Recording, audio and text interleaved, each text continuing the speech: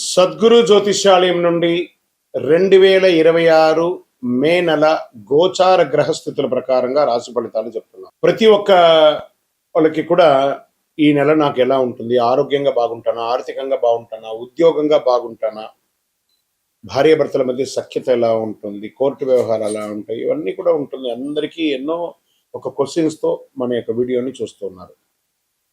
జాతకం పడుతున్న వర్షానికి ఒక గొడుగు మాత్రమే కానీ జాతకం జీవితం కాదు. మీరు మిమ్మల్ని నమ్మండి, మీ యొక్క కులదేవాన్ని నమ్మండి, అన్ని చక్కగా జరుగుతుంది. మళ్ళీ మా ద్వారా జాతకం చాలా మంది చూడాలి, చూస్తున్నారు, తెలుసుకుంటున్నారు కదా. 21 వయసులోపు ఉన్న వాళ్ళు జాతకాలు చూడకండి. మీరు ఎదుగుతున్నటువంటి విద్యార్థులుగా ఉన్నారు. 60 సంవత్సరాల తర్వాత ఉన్నవాళ్ళు జాతకం చూడక్కర్లేదు. ఎందుకంటే మీరు అన్ని రకాలైనటువంటి మంచి చెడు జీవితం అన్ని చూసేసారు కాబట్టి మీరు దైవ సమానులు.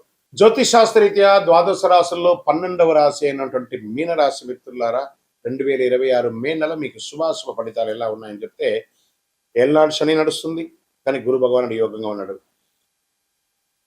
ఛాన్స్ చాలా చాలా అవకాశాలు ఉన్నాయి. మీరు ఎదురు చూస్తున్న విషయం ఒక్కసారిగా సాకారం అవుతుంది. మీరు తీసుకునే ఒక తప్పుడు నిర్ణయం అవకాశాన్ని పూర్తిగా నిలిపేసేస్తుంది. 2 రకాలుగా మీరే ఉన్నారు. గురుడు 3వ స్థానంలో, శని జన్మంలోను, రాహు 1లోను, కేతు 7లోను, కుజుడు 5లోనూ ఉన్నారు. ఈ నెలలో మీ ధైర్యం, ఎఫర్ట్స్ మీ యొక్క దృష్టిని మార్చే అవకాశాలు బాగున్నాయి. ఉద్యోగంలో, కెరీర్లో కొత్త అవకాశాలు, ఐటీ వాళ్ళకి ప్రాజెక్ట్ చేంజెస్, ఆన్సైట్ చేంజెస్ కూడా వచ్చే అవకాశాలు చాలా ఉన్నాయి. ప్రభుత్వ ఉద్యోగంలో స్లో బట్ స్టడీ ప్రోగ్రెస్ ఉంటుంది. ఆల్రెడీ ప్రభుత్వ ఉద్యోగంలో ఉన్న వాళ్ళు కాస్త అసాంఘికమైనటువంటి కార్యక్రమాలకు పోకండి. దానివల్ల మీ ఉద్యోగమే మీరు లాస్ అయ్యే అవకాశాలు ఎక్కువ ఉన్నాయి. జాగ్రత్త. జాబ్ చేంజ్ విషయంలో తొందరగా నిర్ణయం తీసుకోకండి, కాస్త వెయిట్ చేయండి. మే 16 తర్వాత కెరియర్లో స్ట్రాంగ్ మూమెంట్స్ కనబడుతున్నాయి. ఇంకా వ్యాపారంలో కొత్త ఐడియాస్ వస్తాయి. గురుభగవానుడి యొక్క యోగంతో ప్రాఫిట్ స్లోగా ఉన్నా కూడా ఇంక్రీజ్ అవుతూ ఉంటుంది. మార్కెటింగ్ వల్ల గ్రోత్ అవుతుంది. సోషల్ మీడియాలో బాగా హైర్ చేసుకొని వ్యాపారం పెంచుకోండి. మీ క్రియేటివిటీ మీ యొక్క వ్యాపారాన్ని నెక్స్ట్ లెవెల్కి తీసుకొని వెళ్తుందని కూడా చెప్పచ్చు.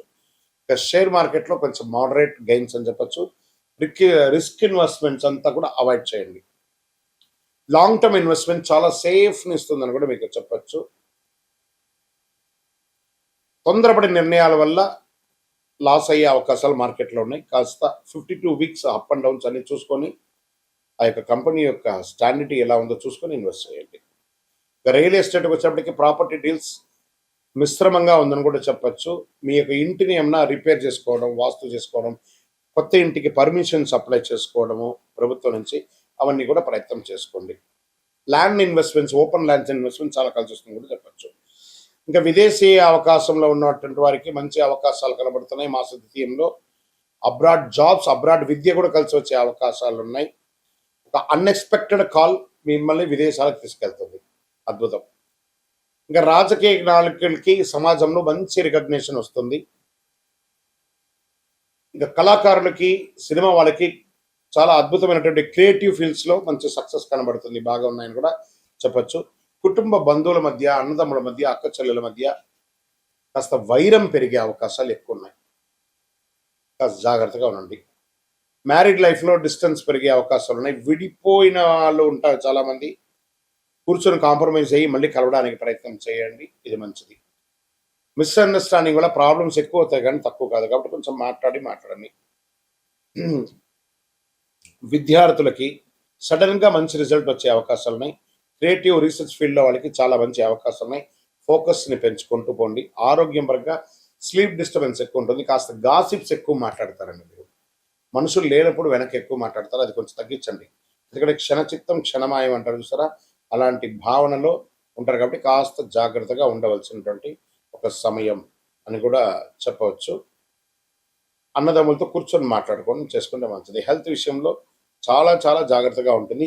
నీటి సంబంధించినటువంటి సమస్యలు అవకాశం ఉంటుంది. ఇంటేకింగ్ ఆఫ్ వాటర్ తక్కువ తీసుకుంటున్నారు, ఎక్కువ తీసుకోండి. చలివేంద్రాలు లాంటిది ఏర్పాటు చేయండి.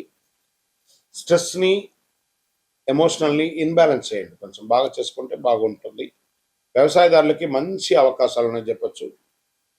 కోర్టు కేసు ఏమైనా ఉంటే సాధిస్తారు, మంచిది. ఈ నెల చేయవలసిన పరిహారాలు ఏమంటే, గురు భగవాన్ని ప్రార్థన చేయండి, ఆచార్యుని నమస్కారం చేసుకోండి, పసుపు పూలతో అర్చన చేయండి, ఓం నమో నారాయణాయ అనే 108 సార్లు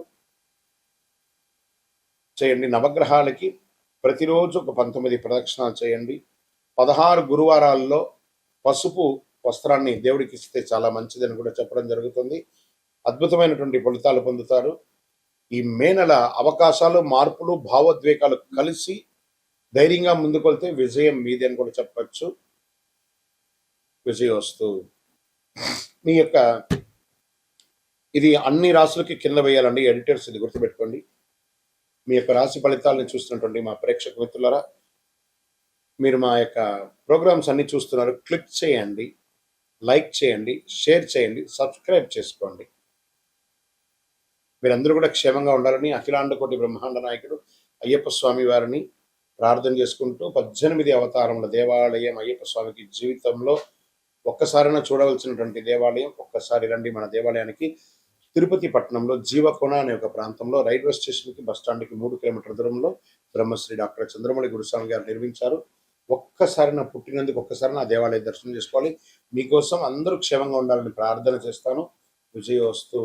ఇంకా మీ యొక్క వ్యక్తిగత జాతకం కొరకు మీ యొక్క పేరు, date of birth, time of birth, place of birth, మీ పరిసర ప్రాంతాల్లో ఉన్నట్టు గురువుల్ని సంప్రదించి తెలుసుకోండి.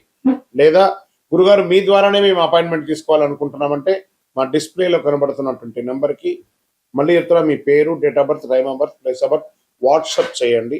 మా అడ్మిన్స్ మీకు రిప్లై ఇస్తారు, మీరు పొందవచ్చు.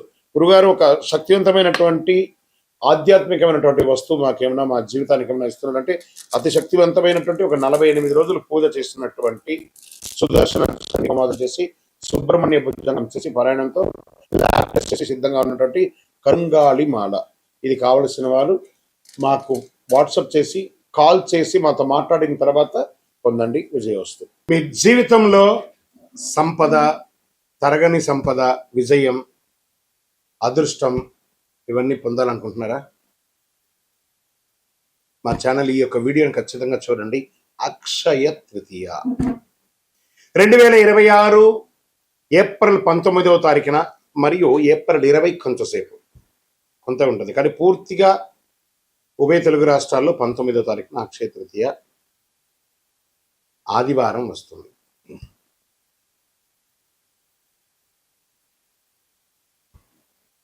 ఈరోజు చేసే పుణ్యాలు కానీ, దాన ధర్మాలు కానీ, కొనుగోలు కానీ అన్నీ ఎప్పటికీ తరగని కూడా చెప్తూ ఉంటారు. అక్షయ తృతీయ అంటే ఏంటి అసలు? అక్షయం అంటే ఎప్పటికీ తగ్గని, నశించని అని అర్థం. తృతీయ అంటే వైశాఖ మాసంలో శుక్లపక్షంలో 3వ రోజు అని కూడా చెప్పచ్చు. ఎన్నో ముహూర్తాలు జరుగుతూ ఉంటాయి. శ్రీ మహావిష్ణువు పరశురాముల వారి యొక్క అవతారం, దశావతారంలో పొందినటువంటి రోజు కూడా అక్షయ తృతీయ. మహాభారత రచన ప్రారంభమైంది, మహాభారతం ఈ యొక్క అక్షయ తృతీయ రోజే.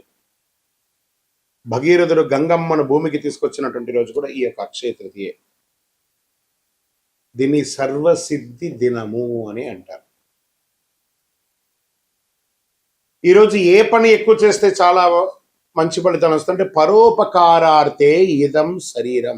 ఇతరులకు సహాయం చేస్తే అది 1000 రెట్లుగా తిరిగి వస్తుంది. ఈరోజు కల్లుప్పు ఉంటుంది చూసారా, కల్లుప్పు, దొడ్డుప్పు, దాన్ని కొంటే ఐశ్వర్యం పెరుగుతుంది అంటారు.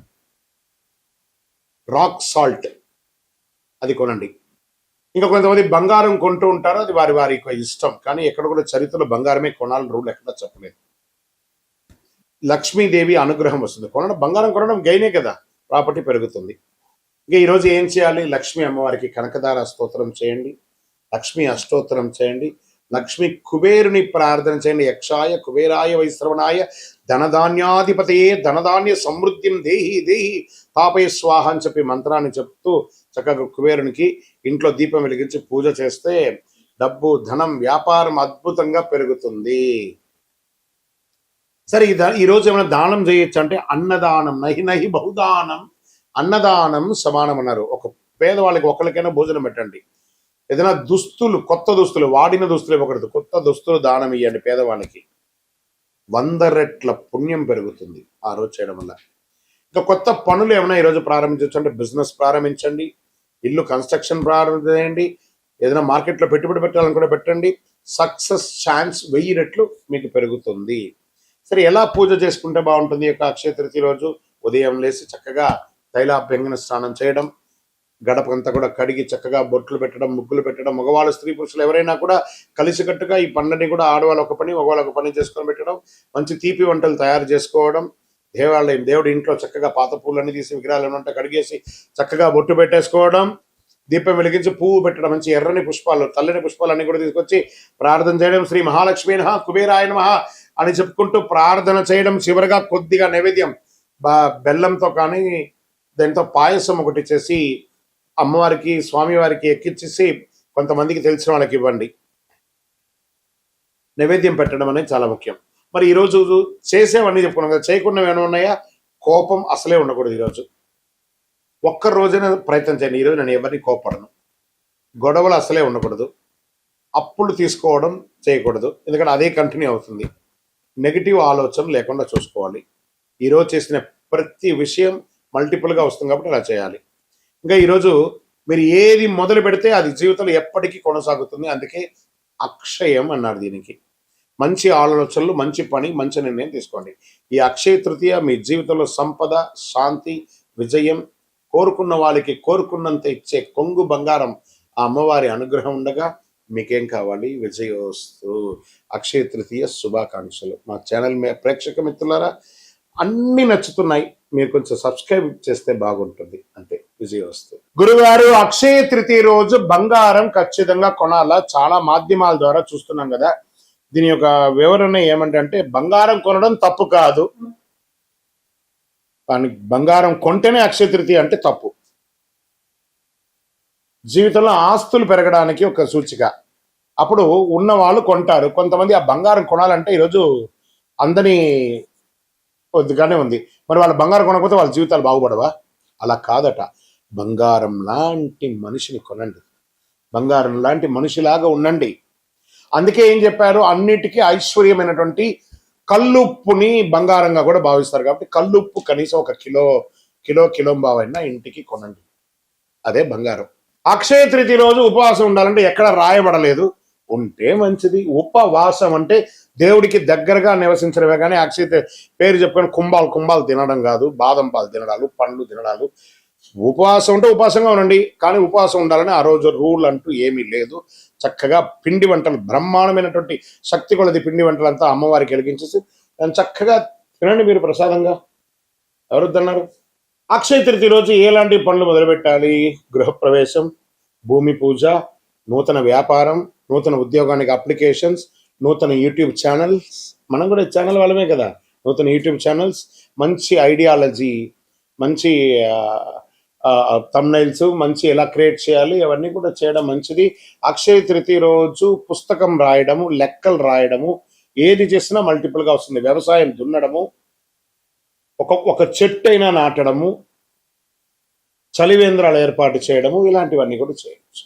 దానాలు, ఈ అక్షయ తృతీయ రోజు ఎలాంటి దానాలు చేస్తే చాలా బాగుంటుంది? ఒక చెప్పులు దానం ఇవ్వండి పేదవాళ్ళకి, ఒక వస్త్ర దానం ఇవ్వండి, ఒక పేదవాళ్ళకి భోజనం పెట్టండి. మీరు ఏది చేస్తే అది 1000 రెట్లు 1,00,000 రెట్లు మనకు తిరిగి వస్తూ ఉంటుంది.